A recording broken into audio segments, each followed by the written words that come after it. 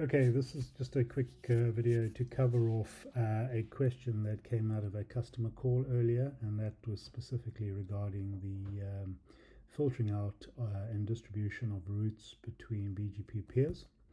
So apologies for that, I locked my screen.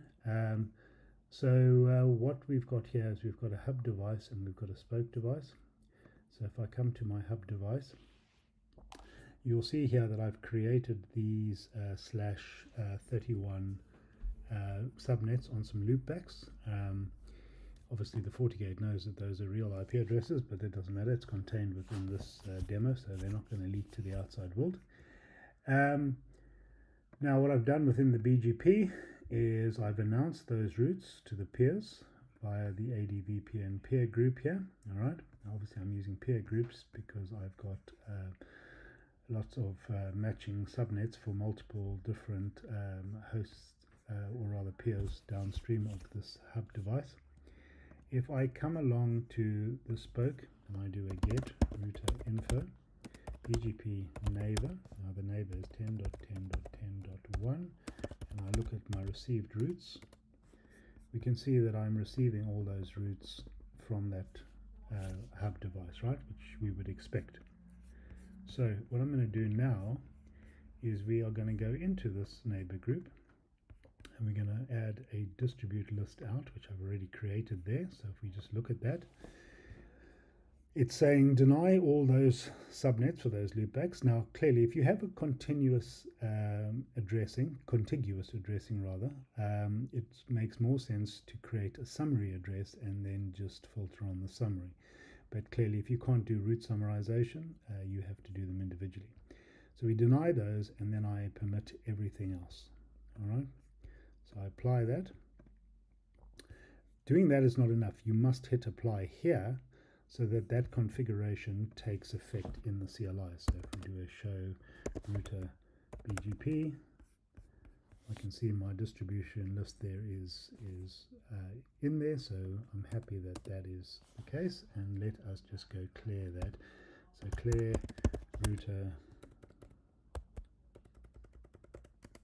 execute clear router clear.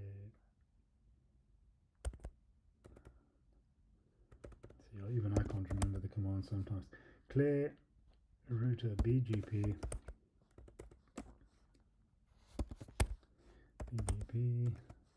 and then we're going to clear that host 10.10.10.2. Alright, if I come along here and we refresh that, those routes have gone now because that neighborship has gone down. So we'll just look at that until that becomes on an established basis again. Alright, that was quick. So let's just see what it's learning now. Still hasn't learned the addresses. They will float into the table in a second.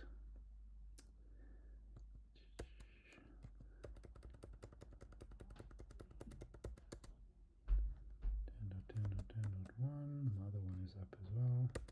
Okay, so there we go. Patience is a virtue, as they say. And now, as you can see, those routes have disappeared. All right, so very simple, very quick example of some route filtering. The other question was whether or not we could set communities. So I did this ahead of time. So if we come along here, networks BGP. So now this is the spoke sending a community to the hub. So here I've created a route map out. Let's just have a look at that. And if I look in there, I've said match this IP address. This IP address is the subnet of the LAN 172.168.30.0. And I've told it to set a community of 1100.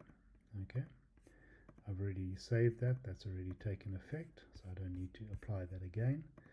If I come along here and I do a get router info BGP network 172.168.30.0, there's my community there, 1100. Now on the reflexive side of that, you can then use that community again with the route map on the hub to set a local preference, set a weight, do something else with it. As I said, hopefully that answers the two questions about redistribution and whether or not you're able to set communities. So once again, thank you very much for your time.